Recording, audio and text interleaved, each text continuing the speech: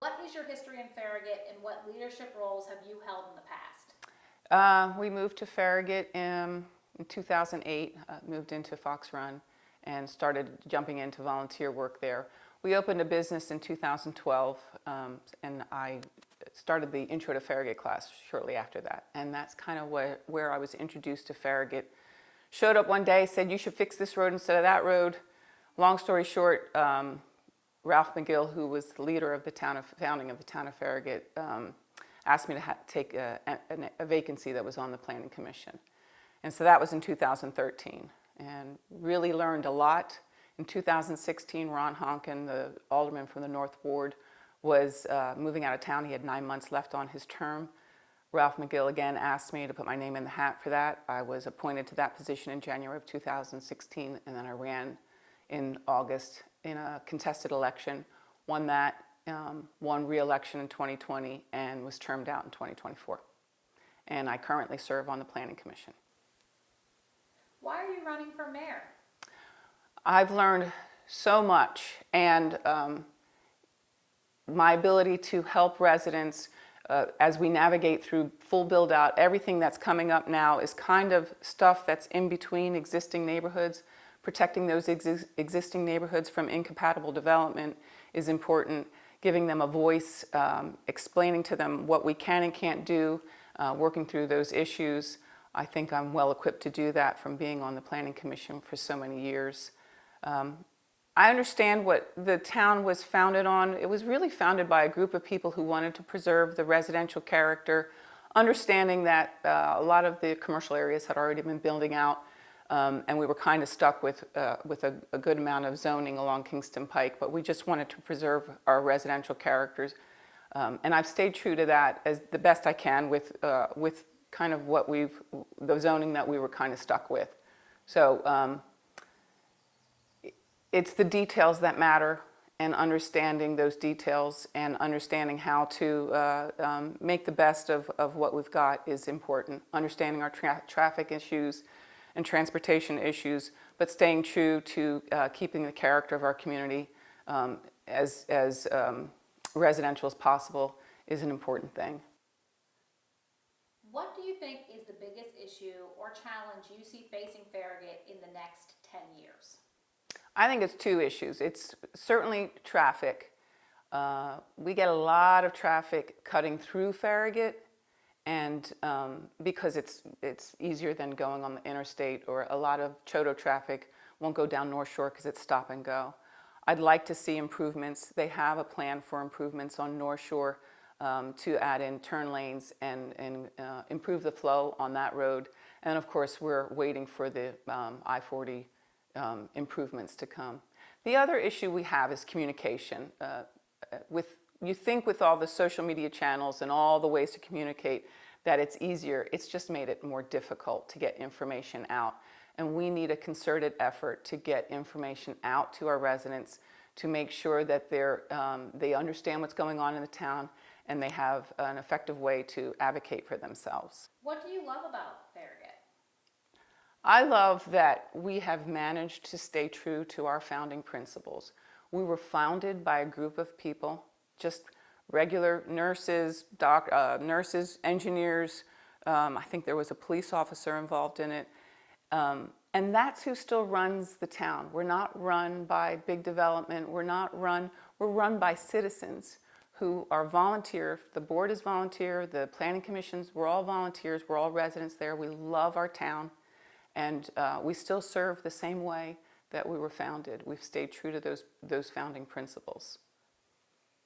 The outgoing mayor has voiced some concerns about law enforcement presence there. How do you feel about those concerns, and what plans do you have going forward with law enforcement in Farragut? Well, I sat down with Brent Gimson a couple weeks ago for lunch, and we had a really good talk. I am really hopeful for what he plans to bring. From my listening to him, he wants to bring a more proactive police presence to all of Knox County, not just Farragut. Recognizing that all of us across Knox County are dealing with speeding issues and quality of life issues.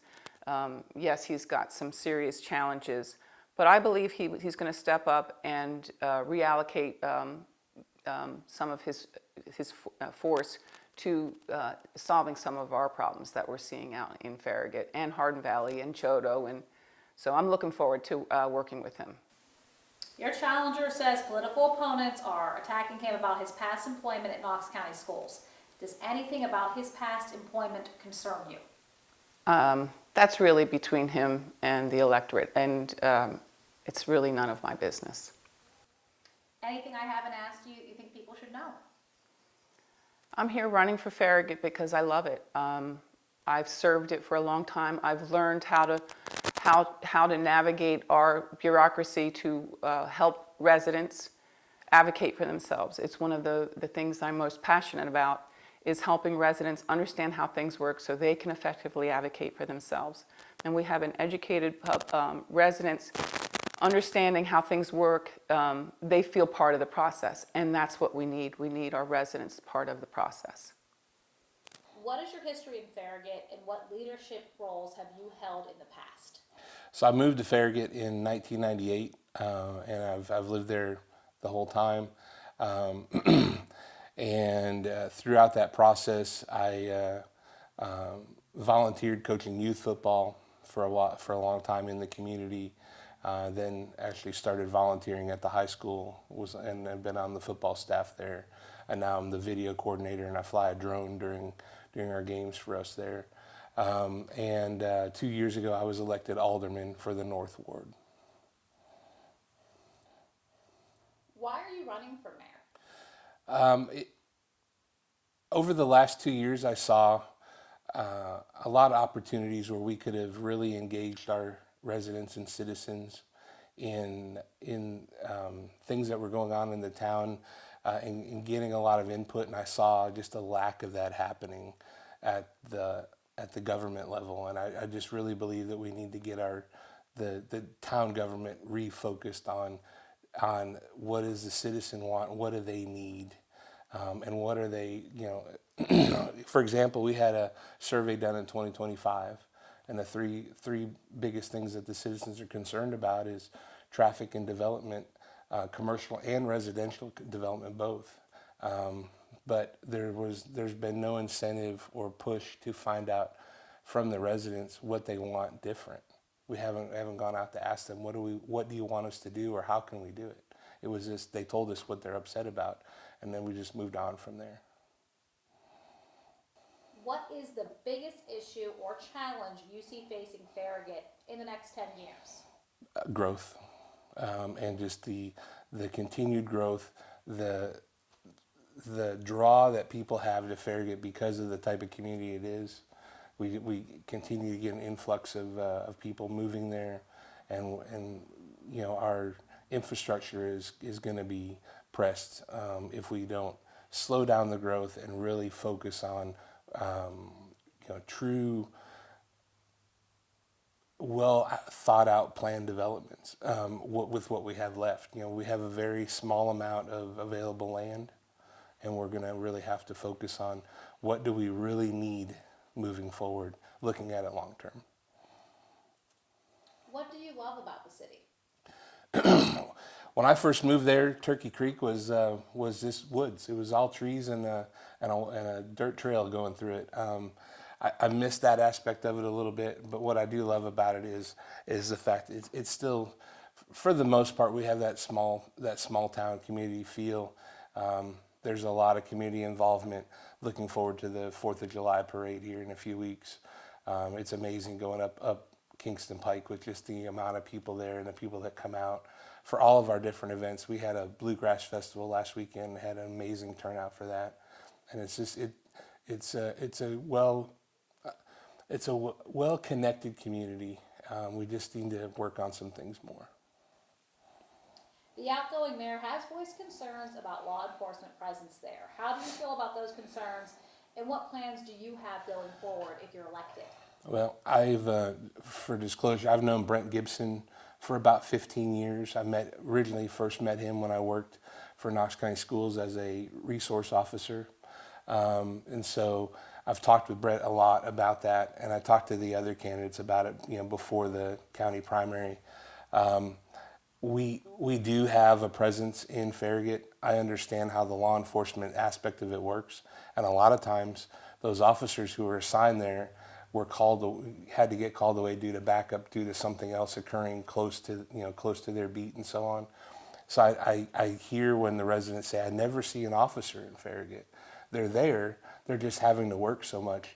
And I think talking with Brent now, since everything's been settled with the election, we're gonna put together a plan to get more traffic enforcement done in the town of Farragut, and then make that a lot more visible. He says you'd be amazed how many vehicles the sheriff's department owns that don't have any markings on them. And he says we're gonna fix that. He wants more visibility, and I think that's going to be great for the community. I haven't asked you that you think people should know. Really, just I went into this office 2 years ago as alderman because I wanted to be the voice for the citizen and the residents in Farragut, and that's what I want to be as your mayor.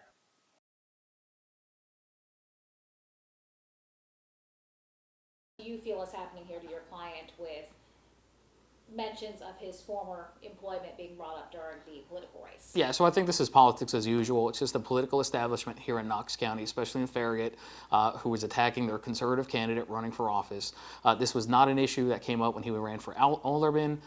It's very clear that there was no issues that came out of this. This is nothing more than an employment issue.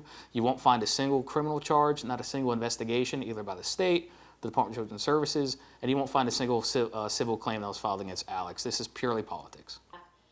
What happened in these instances from your standpoint? And again, do you think this rises to the level of being that important during his campaign? No, I think it's a distraction. I think his political opponents are trying to derail the election, misdirect voters, making this bigger than what it is. I mean, look, the documents speak for themselves. They are what they are. But again, it's important to find out what's not also mentioned, right, or what also did not happen. If this was an issue, Knox County Schools obviously could have communicated with the district attorney's office. That did not happen. There was no state investigation on this. DCS, Department of Children's Services, never got involved. Again, this was chalked up to be nothing more than an employment issue. In fact, Mr. Cain, I think, is eligible for rehire anyway. This is nothing more than just politics, and it's shameful that his opponents are trying to use this against him when ultimately nothing happened. There's been no adjudication on this. And you said that is the separation document in front of me. Can you explain that to me a little bit? Yeah, so obviously I'll hand these to you, but his separation documents here says he was let go for lack of work, right? And again, these are documents that were provided by Knox County Schools. Again, this was an amicable separation. When Alex went, he spoke with Knox County Schools.